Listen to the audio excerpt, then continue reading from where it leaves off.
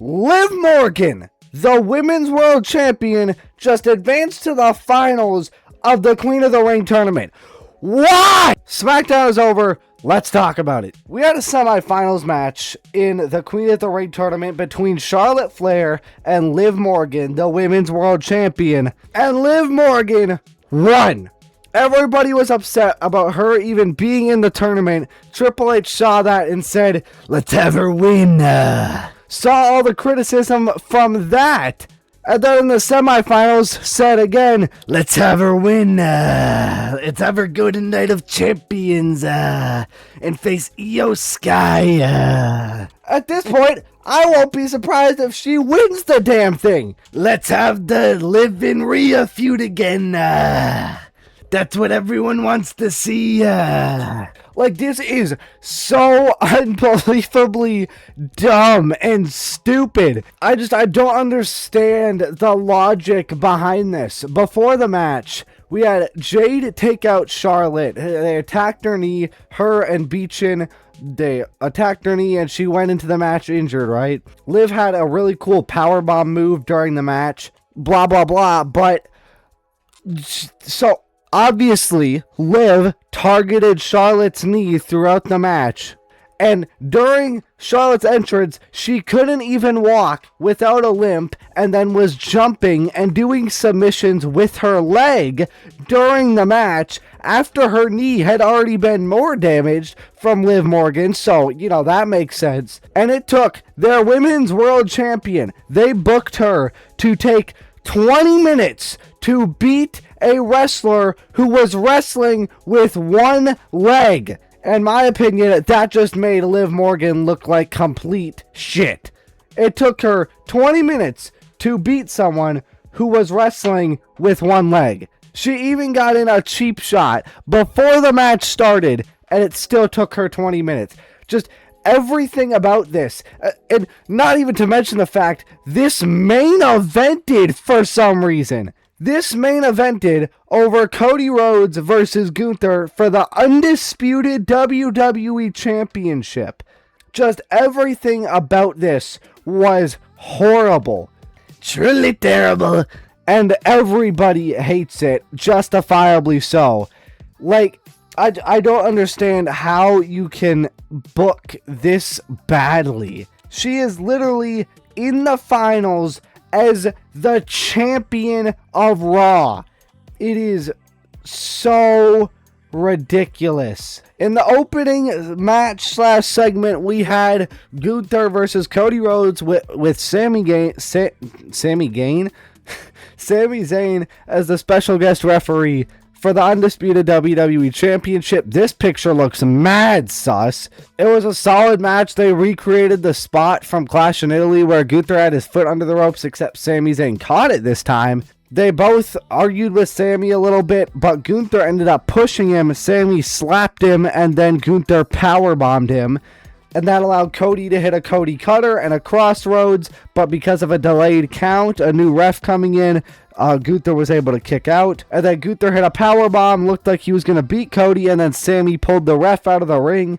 And Sami Zayn ended up screwing Gunther, doing an extremely fast count when Cody rolled him up. So Cody retained, and then everybody was upset about that. They were arguing in the back with Nick Aldis. Gunther demanded a rematch, and for some reason he was granted it when he completely deserved what Sami Zayn did. So they immediately had a rematch, and that one ended in a DQ by Sami Zayn because he helluva kicked Gunther. 2 title defenses in one night. Now, I think everybody expected this to set up the match at Night of Champions, the triple threat, and that's exactly what it did. We got it confirmed that we were getting Gunther versus Cody versus Sami for the undisputed WWE Championship and Night of Champions.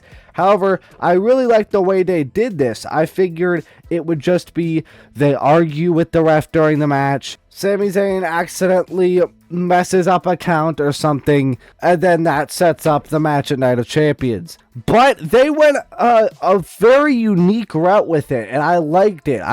It felt more real, it felt more authentic. I really liked the way they went about this, setting up the rematch at Night of Champions, or the triple threat, whatever. And yeah, I'm excited for that match. We had a backstage segment with Jade Cargill and Beechin, where Jade Cargill challenged Tiffany Stratton to a match for the Women's United States Championship at Night of Champions. And it's so unfortunate that Jade has to be stuck into the Women's United States Championship title picture division thing just because of Rhea's injury. But I think it'll be a good match, especially if they're given time. However, I don't have confidence that they will be given time, given that it is in Saudi Arabia. Hopefully they are, though. I think Tiffy will retain. Excited for that match, too. For the 8th week in a row. That's right. 8 weeks. We got another Blake Monroe teaser coming soon. Nobody cares at this point, and they have completely killed all the momentum that Blake Monroe had coming out of NXT. I'm still excited for her debut because I know how good she is, but for the love of God, have her debut. Then we also had a backstage segment with Fatal Influence where JC Jane challenged Paige to a match next week. And Fatal Influence, like I talked about last week, it is just so unfortunate that they are being mistreated so much and now have been booked badly and lost all their momentum after having a huge debut, huge first few weeks, and just looking like a dominant force. Now they're stuck in the tag team division. You might say, oh, because Rhea has been injured, but this was the first week of SmackDown that she missed, and Fatal Influence has been being booked badly for like a month. I really hope they find a way to get them back into the main event as soon as possible. I don't have too much to say about this match. It was Arwepa versus MFT for the WWE Tag Team Championships. It was a really fun match, you know, just like every other R-Truth match, but this hot take was, it's very accurate. They need to put more effort into tag team wrestling because we saw how good it can be with the two SmackDown TLC matches on the SmackDown after WrestleMania and SummerSlam 2025. I don't know why they don't like tag team wrestling so much. Please revive the tag team divisions on both brands. Then we had a number one contenders match between Ricky Saints and Carmelo Hayes. It was a great match, but had a very anticlimactic finish. Like, it was horrible. Ricky Saints did have a couple sloppy moments in this match, like this hot take is saying, but I cannot say that no one wants this. I cannot agree with that. I definitely want this. I want Ricky Saints versus Trick Williams. It might have just not been his night, but the match ended in a first 48, which Ricky Saints basically no-sold, and then pushed Carmelo Hayes back first into the exposed turnbuckle, pinned him, and won. How in the hell is going back first into an exposed turnbuckle enough to get pinned? He didn't hit a finisher. He didn't do anything. He pushed him into the exposed turnbuckle and it hit his shoulder blades. That is complete garbage. This was extremely disrespectful to Carmelo Hayes. However, at the very least, I like that he didn't win clean, so that still gives us the opportunity for Trick versus Melo, hopefully at SummerSlam. But Ricky Saints will now go on to Night of Champions to face Trick Williams for the United States Championship, and I'm very excited for that match. I think it'll be really good, and I feel really good about it. These backstage segments with Danhausen have been incredible, and he is now mind controlling The Miz and Kit Wilson, and I mean, I don't know what the payoff to this is gonna be, but I'm so excited. I am absolutely in for the ride. This is incredible. And then Zack Ryder, as he called him, touched The Miz and got electrocuted and said, "You know it." So now Matt Cardona is a part of this mind controlling thing.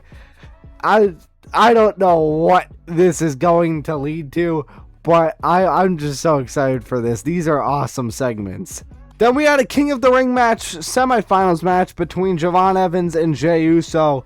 It was a surprisingly good match, mainly just because of Javon Evans, but Javon Evans' injured ribs came into play from that nasty Braun Breaker spear. This match was given 2 ad breaks, which I liked because it was, like I said, a surprisingly really good match. And Jey Uso ended up winning, which the internet wrestling community is not happy about, just like they're never happy about anything.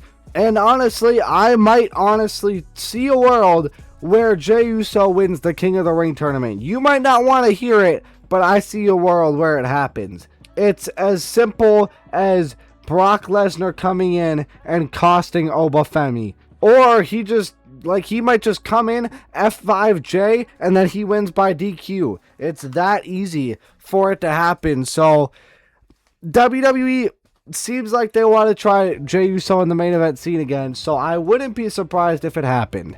Don't get me wrong, I'm not saying I want it to happen. At this point, I want Brock versus Oba Night 1, Roman versus Oba Night 2 at SummerSlam, but I could see Jey winning it all.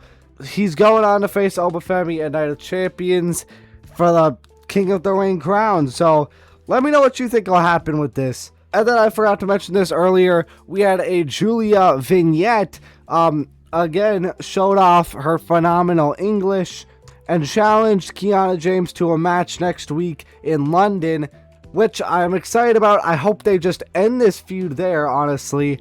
I hope Julia beats Kiana, goes over to Raw, and has a fresh start where she's booked properly. That is the best possible scenario. And a reminder, Smackdown this next coming week is on Tuesday, June 23rd in London. I believe it starts at noon Central Time. I will probably be streaming it, so watch out for that. But that's going to be it for this episode of the Smackdown Summary. Thank you all so much for watching. Like and subscribe if you want, and